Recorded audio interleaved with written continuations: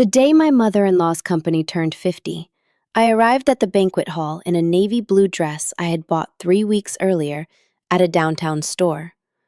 A dress that wasn't expensive, but that fit me well and made me feel like I belonged in that place. I arrived with my purse hanging from my shoulder, the new heels that had blistered my feet on the walk from the parking lot, and my heart still calm because I still didn't know what I was going to find inside. I still didn't know that this night was going to end in a way that none of the 200 guests present expected. I still didn't know that I was going to walk up to that podium. But before I get to that, I need to tell you who my parents are. My name is Valerie Miller. I'm 37 years old. I'm an accountant for a mid-sized firm in Chicago, and I grew up on the South Side in a narrow 3-bedroom house where the sound of my dad's tools was the soundtrack to every single morning of my childhood. My dad, Bob, was an independent electrician his whole life. He didn't work for any massive corporation. He didn't have health insurance for most of his working years. He didn't have a 401k or benefits or anything that comes spelled out in a formal contract. He worked with his hands, with his beat-up '94 Chevy truck, with a toolbox he knew better than anything else in this world. He'd come home with his clothes dusted in drywall, and sometimes a scrape across his knuckles that healed with nothing but water and time, because he never made a fuss about anything. He'd sit down to eat, ask how school was, and the next day he'd be up before everyone else, heading right back out. My mom, Connie, was an at-home seamstress for over 25 years. She had a Singer sewing machine in the corner of the living room that claimed a permanent piece of real estate in that small house. She sewed school uniforms, prom dresses, work gear, hems, alterations, whatever came through the door. When I had exams, she'd sew late into the night, and when I woke up at 6 in the morning, she'd already been up for an hour. I never knew exactly how much she slept. I also don't know if I ever asked her directly, and that's something that still carries a bit of weight when I think about it. They both gave me everything they could with what they had. There's no way to say that without sounding like a cliché, but sometimes clichés exist because they're the absolute truth. I paid for my degree with a partial scholarship and by working part-time at a supply shop near campus, but the cost of living, of eating, of the textbooks the scholarship didn't cover, all of that came out of my dad's toolbox and my mom's Singer machine. I met my husband at an accounting firm, where we both crossed paths during an audit. He was working on the client side. He was 3 years older than me, educated, punctual, with a way of speaking that struck me as incredibly sharp right from that first meeting. He asked me out for coffee when the audit wrapped up. After the coffee, there was dinner. After the dinner, there were more dinners. 6 months later, he introduced me to his family at a Sunday lunch at their house in Lake Forest, sitting in a dining room with a 10-seat table, where I didn't recognize half the silverware, and where I asked for water when everyone else asked for wine, because I was terrified of making a mistake. His mother, who I'm going to call my mother-in-law, because that's the title I gave her for 8 years, even though today that label doesn't really apply the same way, welcomed me with the highly specific cordiality of someone who is evaluating you while smiling. She asked where I had gone to school. I told her State College. She tilted her head in a way that wasn't a nod, but rather a logging of data, like when you check something off a mental list. She asked what my parents did for a living. I explained. There was a pause that lasted about 2 or 3 seconds longer than necessary, and then she said, "How interesting," using that exact tone people use when they find absolutely nothing interesting about what they just heard. My husband told me later that she was like that with everyone, not to take it personally, that once she got to know me better, things would change. I believed him, or I wanted to believe him, which in that moment amounted to the exact same thing. The family business had spent decades building residential developments across the Midwest. The grandfather had founded it, my husband's father had scaled it, and my mother-in-law had been the public face for the last 20 years. The one smiling in ribbon-cutting photos, the one giving speeches at industry galas, the one stamping the family name in any context where it held value. She was a woman who perfectly understood the difference between what is displayed and what is hidden, and she had spent decades perfecting that distinction. I got married at 34. The wedding was simple, without any grand pretensions on my end, though my mother-in-law had a list of suggestions that, in practice, functioned a lot more like directives. She picked the venue, she reviewed the menu. The guest list went through her hands before it was finalized. I let it slide because my husband always found a way to explain that she just wanted to help, that this was how she showed affection, that after the wedding, things would naturally settle into place. Things did not settle into place. 3 years after the wedding came the announcement for the event. 50 years of the company. A gala in the largest ballroom of the most expensive hotel in the city. 200 guests. A 5-course dinner, live music, speeches, awards.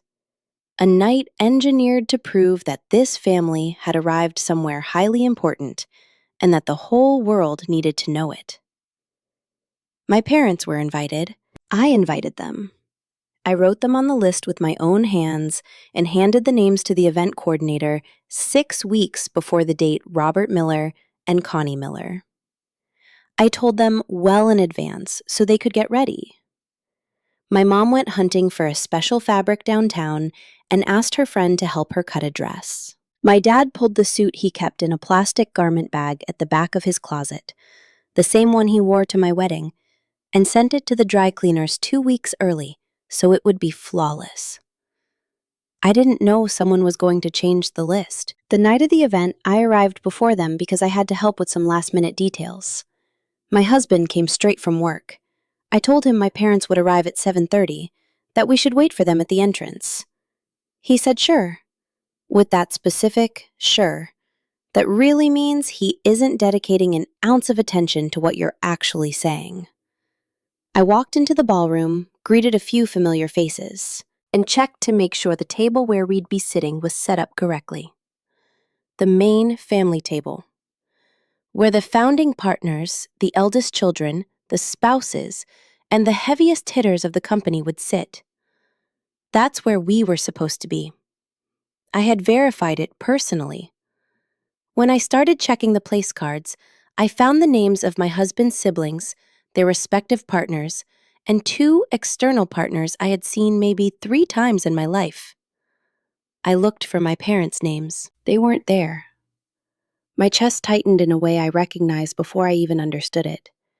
It's that physical signal that arrives before the thought, when the body already knows what the mind is still trying to organize. I grabbed the floor plan folded on the coordinator's podium and started tracing the tables with my finger. Table 1, ours. Table 2, 3, 4. I kept moving toward the back, toward where the clatter of the kitchen started to bleed through, toward where the lighting was dimmer, and the floral centerpieces were visibly smaller. Table 16. In the far right corner, pushed up against the wall, where the electrical panel sat 6 feet away from the service doors, where the waiters rushed in and out with heavy trays. 2 place cards sitting together, written in a cursive that didn't match the coordinator's handwriting. Bob Miller, Connie Miller. I stood in front of that table long enough for the world to keep spinning around me without me being able to move with it. Waiters hurried past. Someone was tuning an instrument in the corner where the band was setting up. The low hum of conversations drifted in from the lobby as the first guests started arriving. And there I was, holding those 2 place cards at the table furthest from the stage. The table nobody chooses when they have another option. I went looking for the event coordinator. He was a young, efficient guy, wearing that professional blank slate of a face belonging to someone who has learned to never react to anything. I asked him who had made the change. He didn't even blink. He told me the lady of the house had requested an adjustment to the seating chart that very afternoon, that she had indicated the Millers would be much more comfortable at a quieter table, away from the central commotion, and that the family had been notified. Nobody had notified me of a damn thing. I went looking for my husband. I found him near the bar, chatting with one of his cousins. He had a drink in his hand, and that relaxed posture of someone enjoying the night before the night officially begins. I walked up, put my hand on his arm, and told him I needed to speak with him for a second, that it was important. He followed me into the side hallway without asking questions, which in that moment I interpreted as a good sign. I explained what I had found. I told him about the table swap, the place cards at table 16, what the coordinator had just told me. I said it calmly, because that's how I operate when something truly worries me. I don't raise my voice. I get quieter, more precise. 37 years living with Bob Miller teaches you that yelling solves absolutely nothing, that problems are dismantled with a cold head and the exact right words. My husband listened. He nodded at the exact moments you nod when someone is talking and you already know the end of the story. It wasn't the reaction of someone receiving a curveball. It was the reaction of someone who had been waiting for this exact conversation to happen and had decided well in advance exactly how he was going to handle it. He told me his mother thought it would be best to seat my parents at a quieter table, that the main table was going to be heavily bogged down with business talk, that my parents didn't really know anyone in that circle, and that at a smaller table, they'd be much more at ease. He said it without a trace of anger, without a shred of guilt, with the measured voice of someone explaining something perfectly reasonable to someone who just hasn't grasped the underlying logic yet. I looked at him. I stared hard at his face while he spoke. There was no discomfort there. There wasn't that micro signal of a man who knows what he's saying is wrong, but pushes through anyway. There was something much worse. There was genuine conviction. He believed what he was telling me, or he had brainwashed himself into believing it, which, for all practical purposes, was the exact same thing. I asked him if he knew about the change before tonight. He took a second longer than necessary to answer. He told me his mother had mentioned something that afternoon, that it sounded like a logistical call, that he hadn't given it much thought because he didn't think it was going to be an issue. He hadn't thought it was important to tell me. He hadn't thought it was necessary to consult me. He had walked into this event knowing my parents were banished to the back wall, and he had ordered a drink at the bar without saying a word. I walked out of that hallway without answering. Not because I didn't have anything to say, but because right then I realized that anything I said in that corridor was just going to get swallowed up by the noise of the excuses and justifications he already had chambered. I had learned over 8 years of marriage that certain conversations with him only make sense when they happen at the exact right moment, with all the cards entirely face up on the table. This was neither the time nor the place. I walked toward the lobby. My parents had just arrived. I spotted them from a distance before they saw me.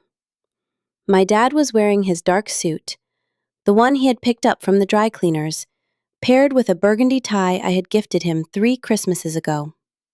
A tie he strictly reserved for occasions that, in his mind, demanded it. His hair was slicked back with a formality that wasn't his natural state, but one he adopted without a single complaint when the situation called for it. He looked good. He looked exactly like what he was, a man who had taken the night seriously. My mom was wearing the dress she had sewn herself, a deep green with a simple cut and 3/4 sleeves that suited her perfectly. She had put on the pearl earrings she wore for major events for as long as I could remember. Earrings that weren't expensive, but that she treated as if they were, because to her, they were. She carried the black patent leather purse that matched her shoes, the one she had polished the night before. I knew that without needing to ask, because that was exactly what she did before every single event she deemed special. They looked like two people who had done absolutely everything in their power to show up right for this night. I didn't run to them. I walked. I gave each of them a hug, told them they looked incredible, that everything was set up inside. My mom asked if it was crowded. My dad asked if I needed anything. That is always the first thing he asks, if I need anything. 40 years busting his hands in his trade, and his first instinct is always to check if someone else needs a hand. I told them there was a tiny detail I needed to iron out before we went into the ballroom, and asked them to wait for a minute on the lobby sofas. They looked at me with that quiet trust of people who know that if you say you're going to handle something, it gets handled. And they sat down without asking a single question. I went to find my friend Danielle. Danielle had been my friend since college. We had studied accounting together, shared panic attacks over notes, and drank the same vending machine coffee that tasted like battery acid, but that we drank anyway because it was all we had. She ended up pivoting to corporate law and had been grinding at a firm for 10 years, making partner 2 years ago. When I asked her to come to the event tonight as my +1, because I knew I was going to need someone I could actually trust in that room, she canceled a meeting and told me she'd be there. I found her near the ballroom entrance, scanning the event program. When she saw me walking up with that look on my face, she folded the program away. She's known me for 15 years. She can read my face before my lips even part. I told her everything in under 3 minutes. I didn't exaggerate. I didn't dress it up. I gave her the cold, hard facts in chronological order, like when you slide a financial statement across the desk to someone who knows how to read raw numbers. No fluff, just the data that matters. Danielle listened without interrupting. When I finished, she stayed quiet for about 4 seconds. Then she asked me what I wanted to do. I told her I didn't know yet, that I needed to hear something first because a piece of the puzzle wasn't fitting. The coordinator had told me my mother-in-law gave the order this afternoon. My husband confirmed he knew about it since this afternoon. But I needed to know exactly what my mother-in-law had said. With what exact words? With what real justification? Not the sanitized, watered-down version my husband had fed me in the hallway. I walked back to the staging area where my mother-in-law had been barking last-minute orders since I arrived. I moved down the corridor connecting the main ballroom to the support rooms. That back-of-house hallway where waiters and event staff rushed through a place guests never see. One of the doors was cracked open. I heard my mother-in-law's voice before I even reached the door. She was talking to my husband. I stopped. It wasn't a conscious choice. My body simply hit the brakes before my brain even issued the command to halt. I heard my mother-in-law say that she had done the right thing, that the head table simply wasn't the appropriate setting for them, that there were high-profile partners and heavy-hitting clients who needed to be positioned correctly, that it wasn't anything personal.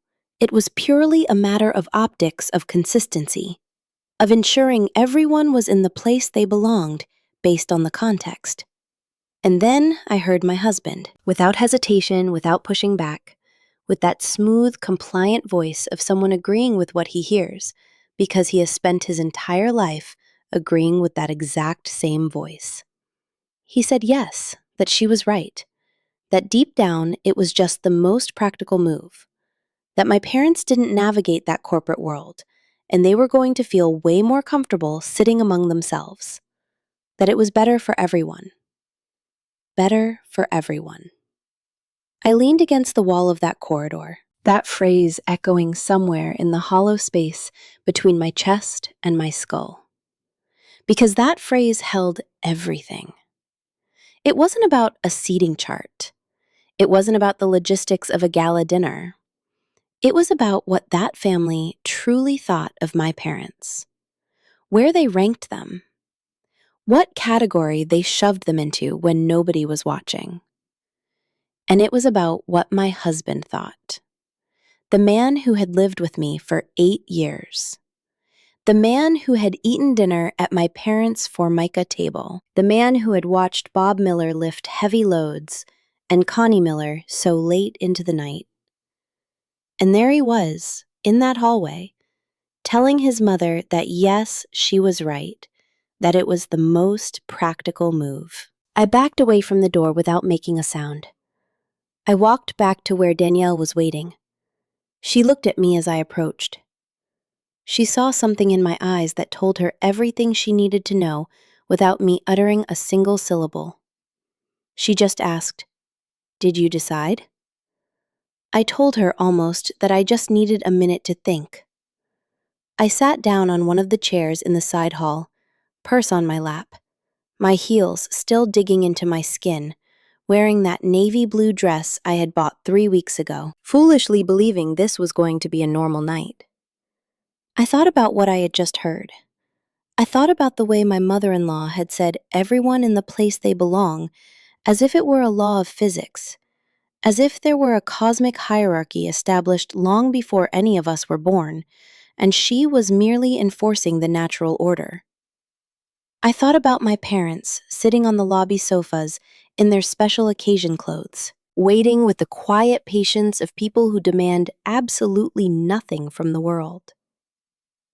I thought about the last 8 years, about the Sunday lunches where my mother-in-law steered the conversation toward topics my parents couldn't possibly weigh in on, only to act surprised when they sat there quietly.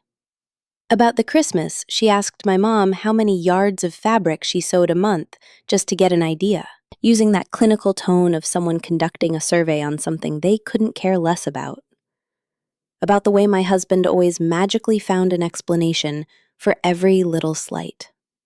There was always a reason, always a context, always a slick way to reframe the narrative so that whatever insult just happened wasn't really a big deal if you just tilted your head and looked at it from the right angle.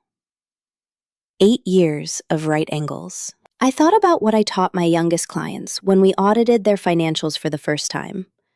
Numbers don't lie. You can dress up the presentation. You can highlight the wins and bury the losses deep in the footnotes. But if you look closely enough, the real number is always bleeding through the page. The real number tonight was crystal clear for that family.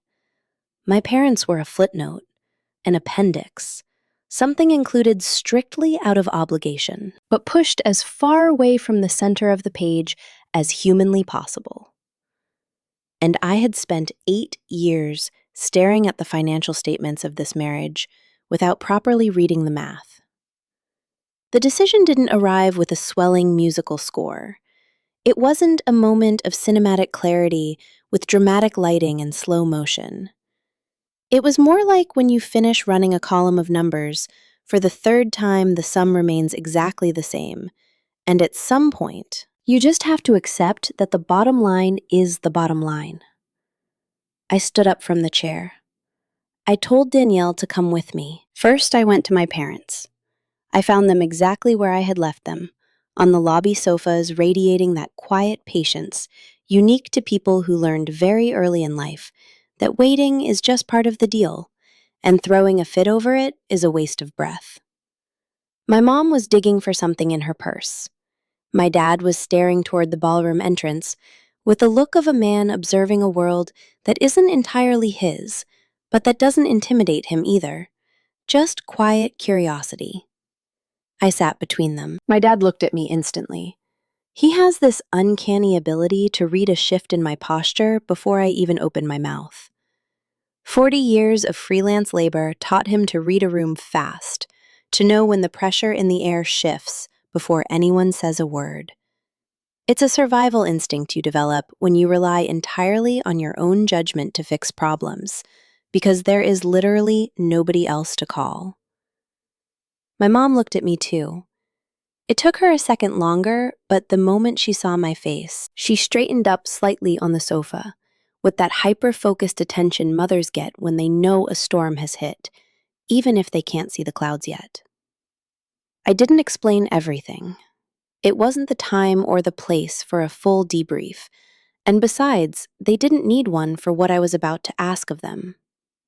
I just told them there was an issue with the seating chart, that someone had moved their places without telling me, that I was going to handle it. But I needed them to trust me for just a minute. My dad nodded slowly. He asked if I needed anything from him. I said no, just to wait. My mom took my hand for a second, gave it a single tight squeeze, and let go. She didn't say a word. She didn't need to. 37 years of that exact gesture, and I know exactly what it translates to.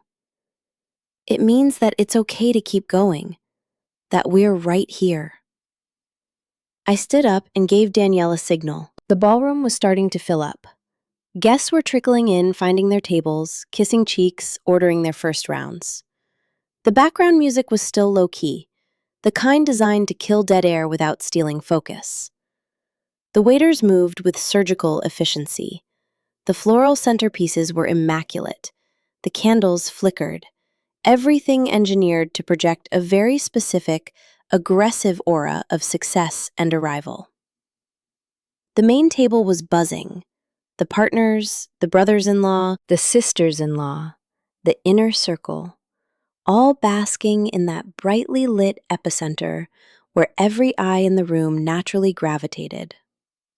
My mother-in-law was standing by her chair, glass in hand, commanding the space like it was a physical extension of her own body. Smiling, talking, absorbing greetings with the ruthless precision of someone who knows exactly, down to the second, how much time to allocate to each person. My husband was already seated, scrolling through his phone with that half-baked concentration of a guy physically in the room, but mentally checked out. The master of ceremonies was a guy in an immaculate suit, with a broadcast-ready voice, a veteran of corporate gigs in the city.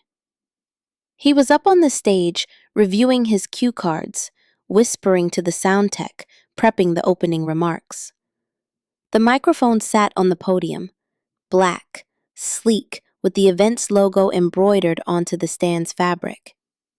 Danielle walked beside me. She didn't ask questions. She didn't offer instructions or advice or opinions. She just walked with me, matching my pace with the heavy-footed certainty of someone who has decided that if her friend is walking into the fire, she's walking in too, and the questions can wait.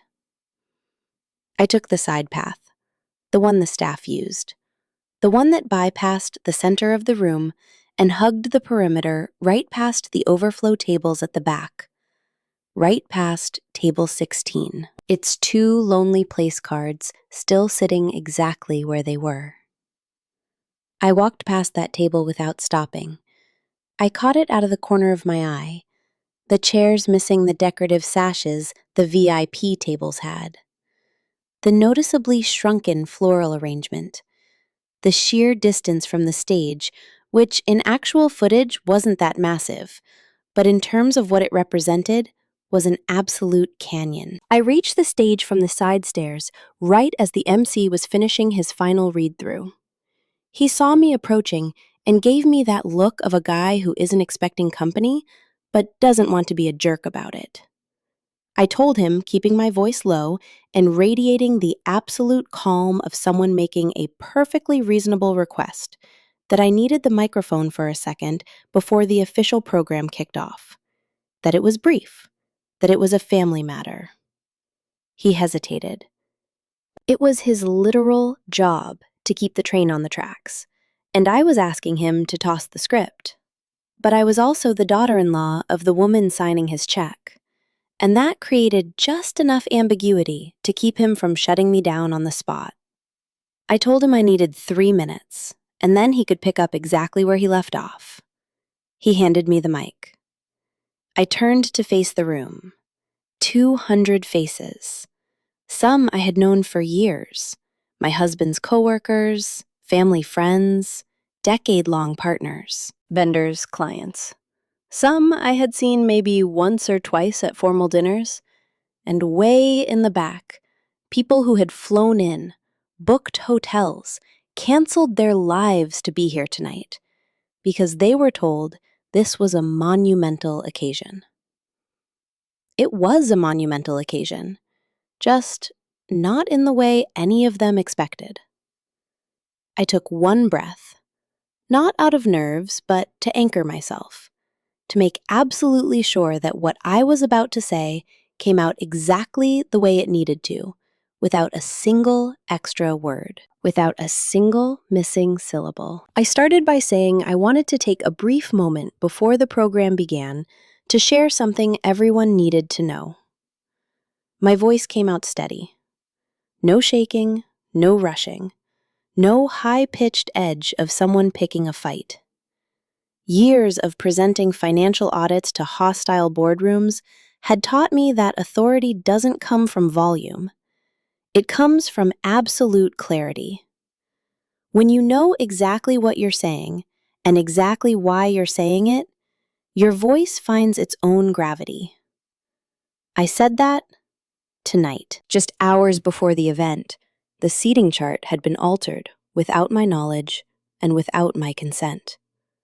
That my parents, who were currently sitting out in the lobby and who had been invited as the family of the daughter-in-law, had been relocated from the main table all the way back to table 16. The table in the far back corner, shoved against the electrical panel and the kitchen doors. A murmur rippled through the room like an electrical current. Heads snapped toward me, then swiveled toward the back, hunting for table 16, the math clicking in their heads. I kept going before that murmur could swell into something that might derail me. I told them exactly who my parents were. I said my dad had worked 40 years as an independent electrician, that he had built his trade with his bare hands without leaning on a corporate safety net or a heavy-hitting last name, that he had paid for my college textbooks with the sweat off his brow, and that tonight he had put on a tie he strictly saved for occasions that mattered. I said my mom had sewn clothes in our living room for 25 years, that she had run a Singer machine out of our tiny house on the south side, and that the dress she was wearing tonight was one she had stitched together with her own hands, because that's who she was, because to her, doing things right meant doing them with your own care. I said that a specific person had made the executive decision to exile them without consulting me, and that when I confronted my husband about it, he agreed it was the right call. I didn't raise my voice when I brought up my mother-in-law. I didn't have to.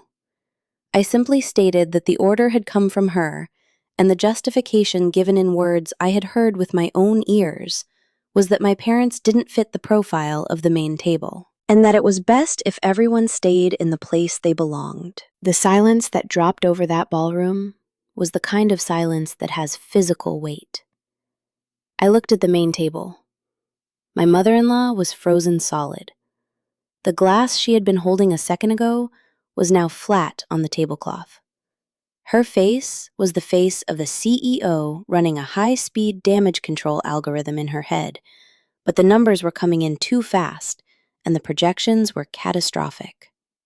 My husband's jaw was locked tight. He stared at me with the look I had learned to decode over 8 years.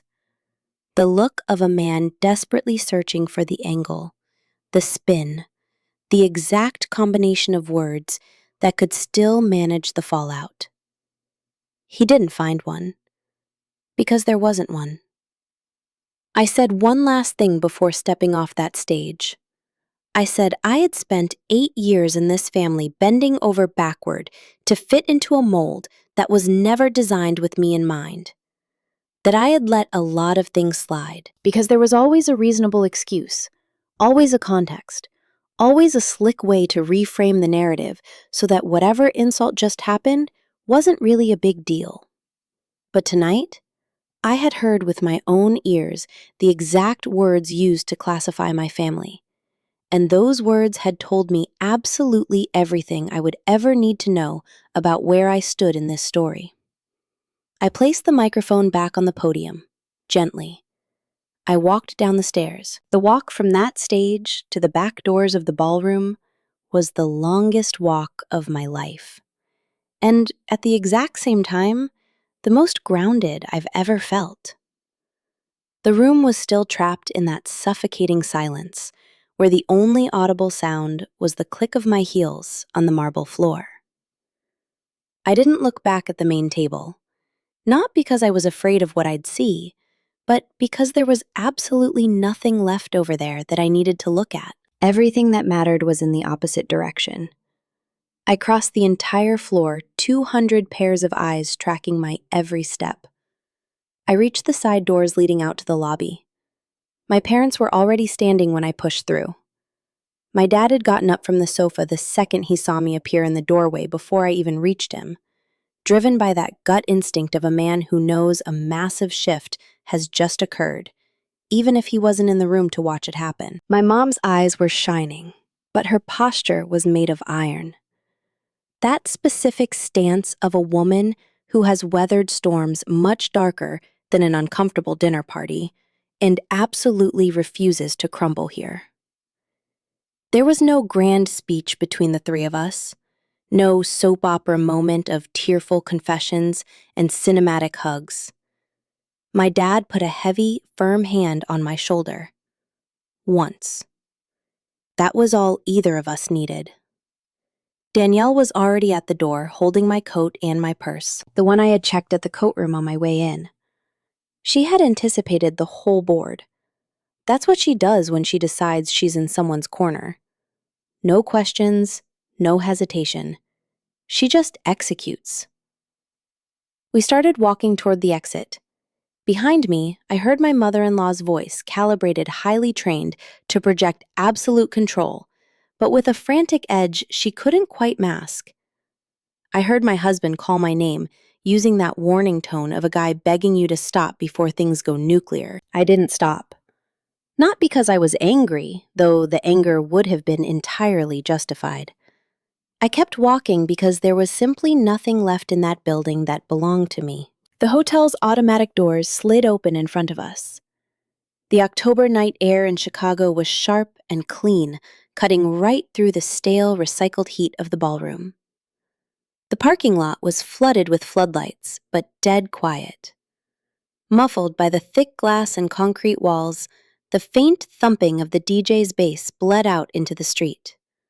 Because the event kept going. Because events always keep going, one way or another. The three of us stood on the curb outside the most expensive hotel in the city. My dad turned to me. He looked at me for a long time without speaking, with that specific stare he gets when he's chewing on a thought he doesn't have the words for yet. Then he lifted his hand and pressed his palm flat against the top of my head, softly, just once. The exact same way he did when I was a little kid and I'd done something he didn't know how to praise out loud, but needed me to know he had witnessed. My mom said she was starving. Just like that. Straightforward, zero drama, radiating the brutal pragmatism of a woman who knows life goes on, and the very first thing you have to handle when life goes on is getting dinner. All three of us burst out laughing at the exact same time, right there on the curb, me in my navy blue dress, my dad in his dry-cleaned suit and burgundy tie, my mom in her hand-stitched green dress. We laughed with that deep, guttural release that only hits when your body finally drops a boulder it's been carrying for way too long. Danielle ordered a car from her phone. We left. We went to a taco joint over in the West Loop that my dad knew from back in the day, back when he was running electrical wire through the high-rises they were throwing up in the area. A zero-pretension spot with mismatched plastic chairs, wobbly tables, and a neon sign in the window that flickered a violent red every 3 seconds. The kind of dive that doesn't exist on review apps, but is always packed because the food is incredible and the prices are honest. We grabbed a table all the way in the back. My mom ordered the stewed pork tacos. My dad got steak. Danielle and I matched him. The guy working the counter brought over a basket of warm tortillas and a green salsa that smelled so unbelievably good that for a split second, The rest of the world just faded to black. Nobody talked about the gala while we ate. We talked about other things. My mom asked Danielle how the firm was doing. Danielle broke down a case she had just closed that week. No confidential details, just the highlight reel you can share over dinner. My dad asked if Danielle's office was in that glass tower on Wacker Drive, because he had pulled the main cables for that building back in 2004, and he was always curious to know if the grid was holding up. Danielle told him, yeah, that was the building, and my dad nodded with the deep, quiet satisfaction of a man confirming that something he built with his own 2 hands was still humming 20 years later. That was real. That plastic table, the basket of tortillas, the conversation about commercial wiring that was infinitely more real than anything that had transpired inside that marble-floored ballroom. We got to my parents' house just past 10, the house on the south side. The exact same house I grew up in, with the same forest green front door my dad had painted himself, and that he repainted the exact same shade every 3 years because my mom claimed the color brought good luck, and he never argued with her about things like that. Inside, it smelled like it always did, like old wood fabric and that deeply ingrained, decades-old scent that doesn't have a name, but that I recognize before the door even swings all the way open. My mom heated up some oatmeal she had saved from breakfast and pulled out a plate of sweetbread she kept wrapped in plastic in the pantry. She set mugs on the kitchen table without asking if anyone wanted some, because in that house, warm food after a brutal night isn't offered. It's just served. Danielle stayed until almost midnight. The 4 of us sat in the kitchen talking about things that had absolutely nothing to do with the blast radius of the evening. We talked about a TV show my mom had started watching that she didn't entirely understand, but loved anyway. About a neighbor who had opened a shoe repair shop on the corner, and who, according to my dad, had steady hands for the trade. About a book Danielle was reading, which she pitched to us for 10 minutes straight with the manic energy of someone who stumbled onto something great and couldn't believe her luck. It was the most peaceful night I had experienced in a very long time. When Danielle left, I stayed at the kitchen table with my parents. My dad poured himself more oatmeal. My mom started folding the stack of dish towels sitting on the chair next to her, that nervous tic she has of keeping her hands busy when her brain is chewing on something heavy.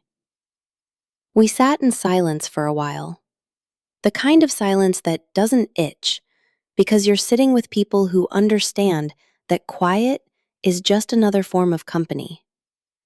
My dad was the one who broke it. He told me that what I had done tonight wasn't easy.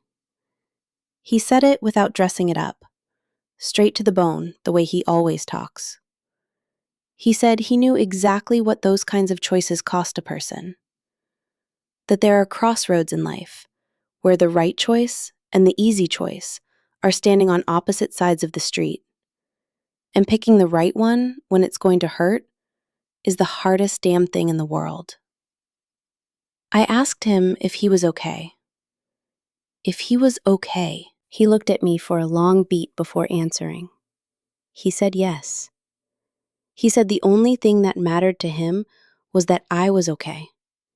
He told me he had spent his entire life knowing exactly where he stood, and he didn't need a single soul to validate it for him.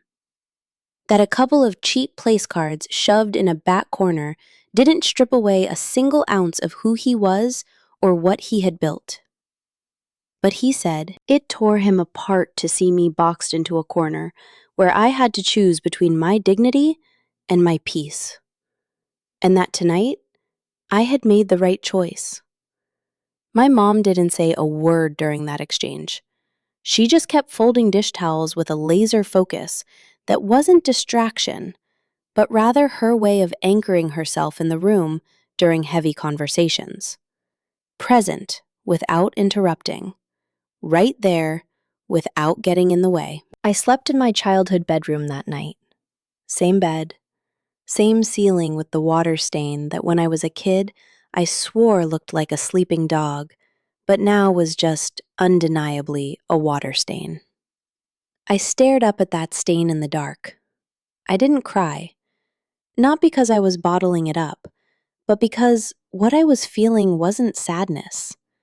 It was something much closer to relief.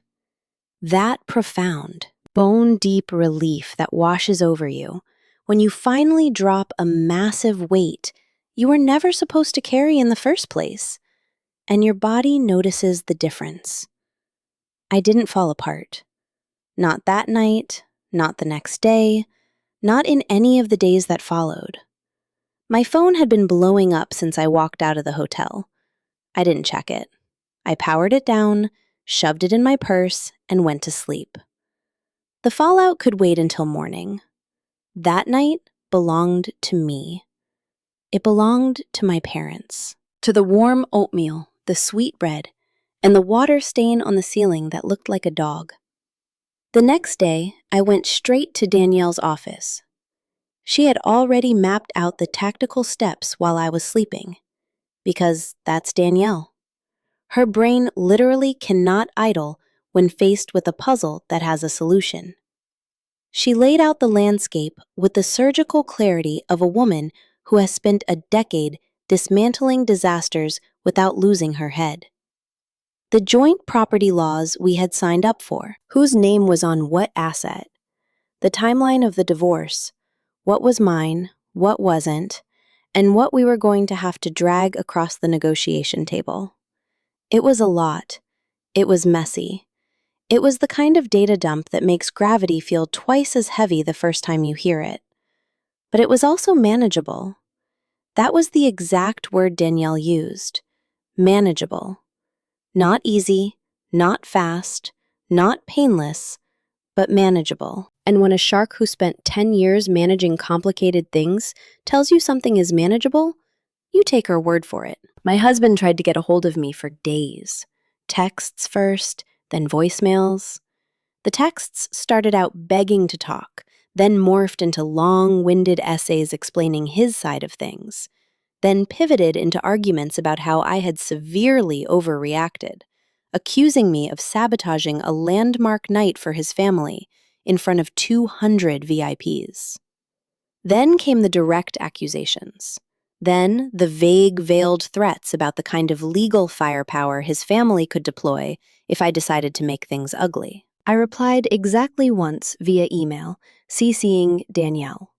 I told him that any communication regarding the divorce goes straight through my attorney, and if he wanted to discuss anything outside of the legal proceedings, he'd better think real hard before hitting send, because I was going to read every single word with the exact same scrutiny I apply to a hostile audit. He didn't reply to that email. My mother-in-law called my parents' landline 4 days after the gala. My dad answered. He gave me the debrief later, with his trademark brevity stripping it down to the studs. He told me she had used her "let's handle this like civilized adults" voice, that she had thrown around words like misunderstandings and overreactions and suggested ways we could remedy the situation. My dad let her talk. He listened to the whole pitch. When she finally ran out of breath, he told her that his daughter had legal representation, and if there was official business to sort out, that was the channel to use. He thanked her for the call. He hung up. He told me all this while we were drinking coffee in the kitchen that night, and when he finished, he gave this slight shrug that meant the file was closed and there was nothing left to unpack. I asked him if it was hard for him to hang up on her. He said no. He said it was exactly like finishing a service call when the breaker is fixed. There's no point in complicating something that isn't complicated. That's me. I am that man's daughter. The consequences I hadn't orchestrated started landing in ways I didn't see coming. One of Danielle's partners, who had been sitting in the ballroom that night, told Danielle that the following week the family company held a board meeting. Public optics made the agenda. One of the external partners, who had been sitting at the VIP table, made a few pointed remarks about how internal relationships were being mismanaged and what that signaled about the company's organizational culture. It wasn't a direct attack. It was the kind of sanitized corporate speak comment delivered in a neutral tone that absolutely everyone in the room understands is a kill shot. Two massive contracts they were negotiating with corporate clients mysteriously got put on ice that month. I heard all this through the grapevine without lifting a finger. 200 people had been in that room. 200 people went home and talked to somebody else. That is how the real world works, not with explosions, but with slow-moving shockwaves that travel a hell of a lot further than you calculate. A colleague at my firm asked me a week later if the rumors she'd heard were true. I told her yes, they were true. She told me she thought I did the right thing. I confirmed it for her and nobody else because I wasn't looking for an audience, and I wasn't hunting for validation. I just needed to put my head down and do my job, and that's exactly what I did. 4 months after the gala, I got an email. It wasn't from my husband, and it wasn't from my mother-in-law. It was from my father-in-law, Mr. Harrison, a man I had only ever known as background furniture in that family, present for the big milestones, but rarely a driving force in the day-to-day dialogue. The email was short, 4 paragraphs. He told me he had been at the table that night.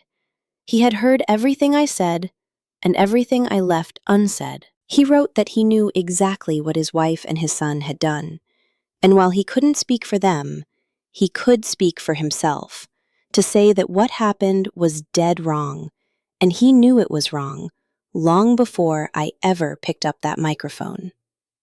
He told me he had spent years sitting quietly through things he never should have stayed quiet for, and that it was a weight he carried. He didn't ask for anything. He didn't expect a reply. He just wanted me to know that at least one person in that family had seen the board clearly. I filed the email away in a folder. I didn't reply. Not because I was ungrateful, but because I still didn't know what that message meant in the grand scheme of things. And I had learned the hard way, the brutal cost of operating on what you hope things are instead of what they actually are. Time would answer that one. The legal process was long and draining in that highly specific way things are draining when they demand your constant vigilance without being a daily emergency. Paperwork, court dates, audits, negotiations. Days where we surged forward and weeks where it felt like we were stuck in wet cement. Danielle was a machine, patient and precise the whole way through, which is exactly the kind of monster you need in your corner when you're trying to unbuild 8 years of a shared life. I'm not going to sit here and tell you it was easy. That would be dishonest. There were brutal nights. There were moments when the sheer gravity of how much my life had shattered in such a short window was heavy enough to leave me paralyzed on the edge of my bed for an hour. There were days when the silence of living alone in a new apartment echoed louder than others. There were moments when I caught myself wondering if there had been a different way to play it, a tactical retreat that would have cost me less. But I always landed on the exact same answer. The different way would have been keeping my mouth shut. The different way would have been walking my parents to table 16, giving them an apologetic look, whispering, "We'll talk later," and spending the dinner signing my soul away while my mother-in-law smiled from the VIP section. The different way existed. I had stared it dead in the eyes in the hallway of that hotel before I grabbed the mic. I looked right at it, and I said no. It's been a year and 4 months since that October night. I'm still at the same firm, same department, though carrying a lot more weight now. 6 months ago, they offered me the lead coordinator spot for internal audits, and I took it. More grind, more high-stakes calls, but a bump in pay that let me upgrade a few small things in my daily orbit. Not massive flexes, just little things. A new sofa for the living room, a set of high-end bed sheets I'd been eyeing forever, but always put off because it never felt urgent. The kind of stuff you put on hold when you're waiting for your real life to settle into place, only to wake up and realize there was nothing left to wait for. The life was already here. I rented an apartment in Avondale, 15 minutes from my parents' house. Second floor.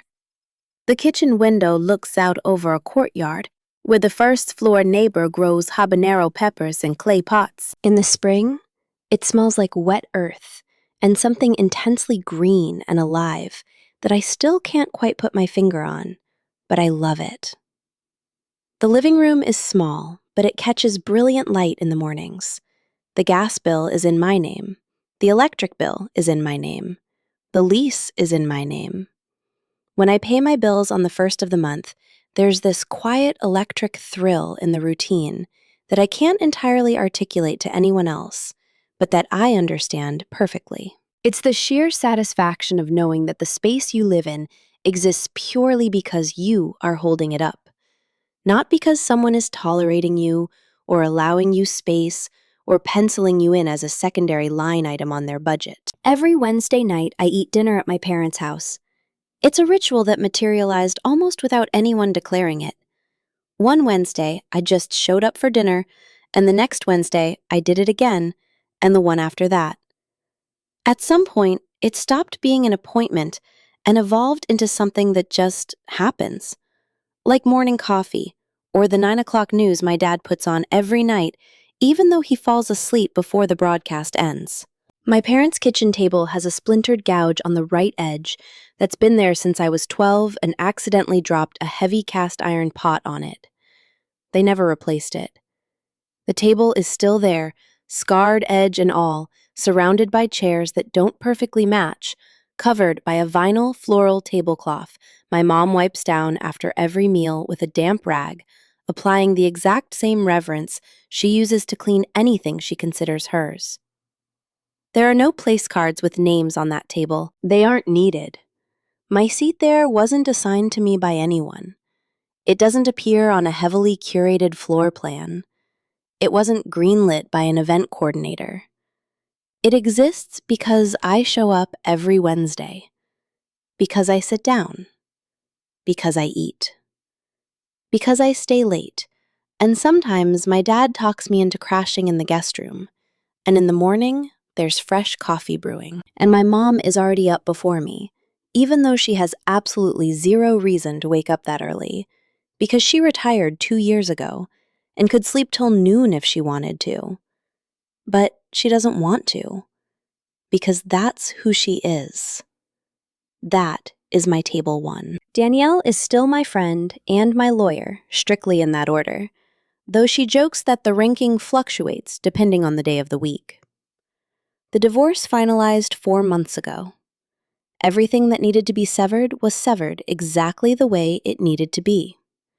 No tabloid drama, no unnecessary battles, just the clinical, freezing cold professionalism of two people who have absolutely nothing left to build together, and who just need to demolish what they built in the most orderly way possible. I walked out of that process exactly as who I am. Valerie Miller, accountant, audit coordinator, daughter of Bob and Connie Miller. I haven't heard a single direct word from my ex-mother-in-law. Whatever news drifts my way comes through third-party fragments I don't go looking for, but that inevitably land on my radar anyway. Because that's how a mid-sized city works. The circles overlap whether you want them to or not. I know the company had a brutal fiscal year. I know there were internal shakeups. I don't know the details and I don't need to. What happened in that ballroom wasn't a punishment. It was a consequence. There is a massive, fundamental difference between the two, and it pays to understand it well. A punishment is a hit someone designs specifically to inflict pain on someone else. A consequence is simply what happens when a person's actions finally crash head-on into the reality of the world. I didn't design a damn thing. I just read the truth out loud in front of the people who desperately needed to hear it. The fallout wasn't in my hands, and it wasn't my responsibility to manage it. I know even less about my ex-husband, and that's fine too. What I didn't see coming, what genuinely knocked the wind out of me, was the psychological shift inside my own head in the months that followed. There is a ghost version of my life that I know intimately because I came dangerously close to living it. The timeline where that night I tuck my tail between my legs, walk my parents to table 16, whisper some garbage about talking later, and spend the dinner signing my soul away while my mother-in-law smiles from the VIP section. I know that version. I ran into her in the hotel hallway before I took the mic, and I looked her dead in the eye. In that timeline, I'm still married. I'm still living in that house. I'm still doing mental gymnastics to find reasonable excuses for behavior that has absolutely no reasonable excuse. I'm still sitting around waiting for something to change just because time is passing, as if time alone has the capacity to fix things while nobody changes their behavior. I'm still living a life that completely contradicts what I teach for a living, because that would have been the ultimate betrayal. Me, a woman who works with numbers, who knows how to spot the truth hiding behind a slick financial presentation, living inside a contradiction that would have cost me more and more of my soul every single year to maintain. I don't know how long that version of me would have survived before she finally snapped. But she would have snapped. Structures built on that kind of foundation always collapse. The only question is when and how high the cost is when it comes down. I chose to pay the invoice that October, instead of 10 years down the line. I'm not telling you this story to preach that everyone needs to go out and do exactly what I did. The variables change. People are different. The circumstances have layers that you can't always see from the outside. I am not anyone's judge, and I have zero interest in the job. Everyone carries the weight they can manage with the tools they have, and that deserves respect, not a verdict. I'm telling you this because I know for a fact that there are people listening right now who are sitting at table 16 in their own lives. It doesn't have to be a corporate gala. It could be a job where you've spent years being the designated fixer, the one pulling the all-nighters, but you mysteriously vanish from the visible spots when the trophies get handed out. It could be a relationship where you feel like you are perpetually orbiting the center, always slightly on the outside, slightly too much tolerated instead of included. It could be a family dynamic where there are people who matter and people who are just mentioned in passing, and you've spent a decade pretending you don't notice the difference. And to that person, I want to say, the one thing nobody said to me with enough clarity when I desperately needed to hear it. Noticing the difference does not make you crazy. Refusing to be shoved into the background is not throwing a tantrum. Defending the people you love doesn't require you to ask for permission or wait for the perfect moment or stockpile a mountain of evidence just so nobody can question you. Sometimes, the most razor-sharp, lucid decision you will ever make is the exact one that terrifies you the most the second you pull the trigger. And you don't need 200 spectators. You don't need a microphone. You don't need a shark of a lawyer or a black tie gala or any of the highly specific gasoline that fueled my particular fire. All you need is to know with enough absolute certainty that doubt gets starved of oxygen, that the people you love deserve to sit at the head table of your life, and that you deserve to sit there too. My dad came over last Saturday to check out some wiring in my apartment. There's a light switch in the hallway that acts up sometimes, and I told him it wasn't an emergency, that it could wait, that I didn't want him burning his weekend on it. He told me it wasn't a bother, that this was exactly the kind of thing he was built for. He showed up with his toolbox, the same one he's always had. He diagnosed the switch, found the short in 10 minutes, and wired it tight. While he was at it, he ran a diagnostic on every outlet in the living room, claiming that since he was already on the clock, it didn't cost a dime to take a look. When he wrapped up, we sat at the kitchen island and drank coffee. He asked how work was going. I pitched him the new project we're rolling out for the first quarter of next year. He listened with that absolute unbroken focus he reserves for things he genuinely cares about, asking sharp questions at the exact right beats, nodding when my logic held water. When it was time to go, I walked into the door. He threw on his jacket, grabbed the heavy toolbox, and gave me one of those hugs that don't last long, but carry the weight of a bank vault. Right before he started down the stairs, he turned back and looked at me. He told me the apartment was looking great, that you could tell it was mine. You could tell it was mine.